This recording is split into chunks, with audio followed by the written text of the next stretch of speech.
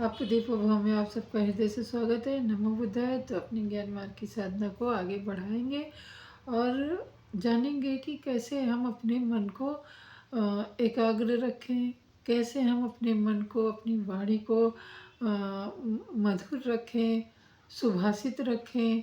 क्योंकि एक विपश्ची जो साधक होता है उसको अपने हर पल हर क्षण अपना मन शुद्ध रखना होता है, अपने मन पे निगाह रखनी होती है। तो हम कैसे शुद्ध हो रहे हैं ये दूसरों को किस तरीके से पता चलता है, या तो हमारे व्यवहार से या फिर हमारी वाणी से।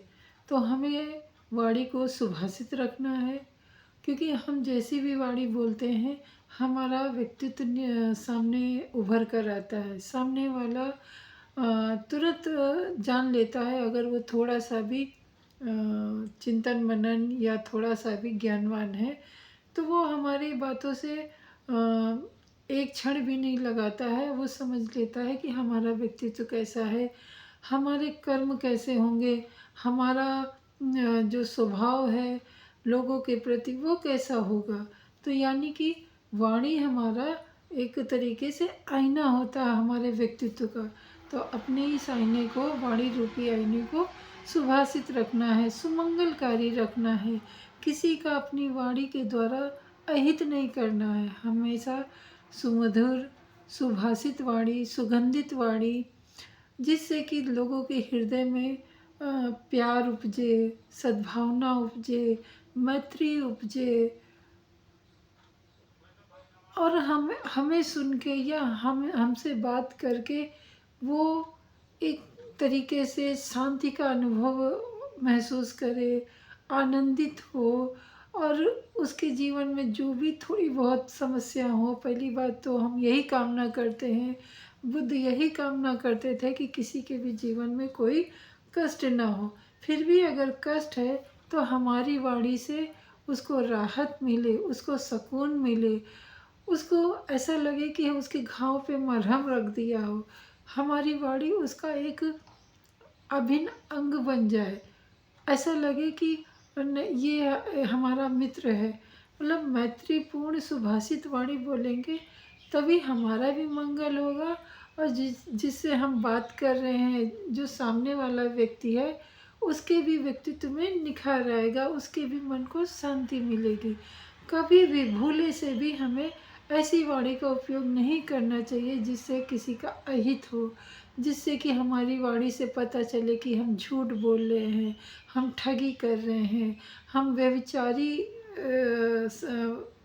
व्यक्तित्व के इंसान हैं।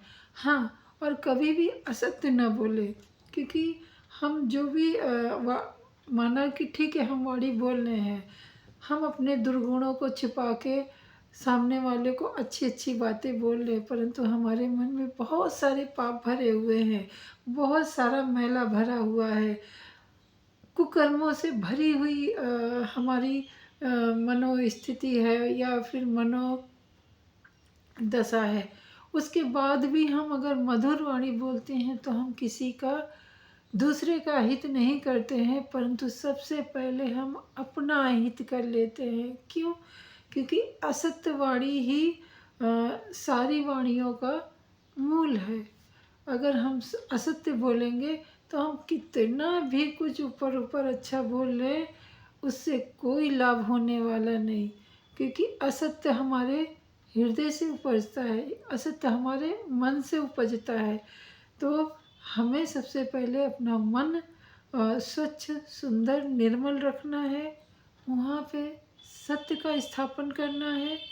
और जब वहाँ से सत्य की वाणी निकलती है तो आप सच में एक आनंद विभोरित वाली शब्दावली को सुन के एकदम मन से विभोर हो जाते हैं।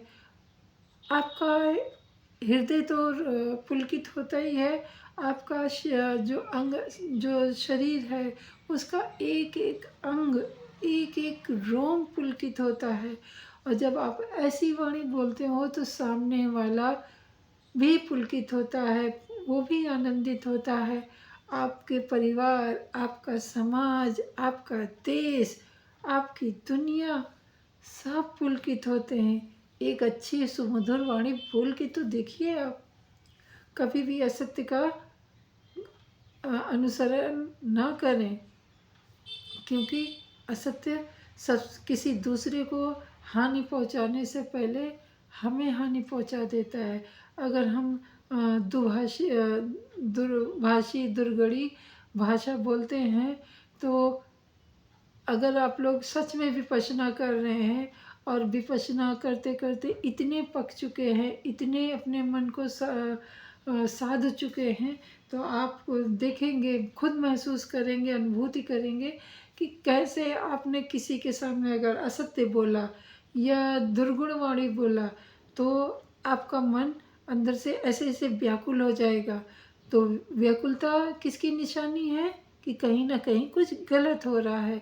तो आपका मन तुरंत आपको संवेदनाओं के अनुसार आपको सचेत कर देगा। ये सूक्ष्म संवेदना होगी जो कि आपको बहुत ही साधना में जब पक जाते हैं जो इंसान, उनको ये होती है।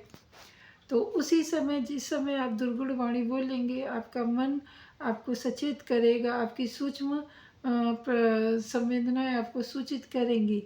दूसरे को तो आप बाद में मैला करेंगे, आप सबसे पहले अपने मन को मैला कर लेंगे। और मन को मैला करने का मतलब है कि आप फिर से जीरो से शुरुआत करोगे।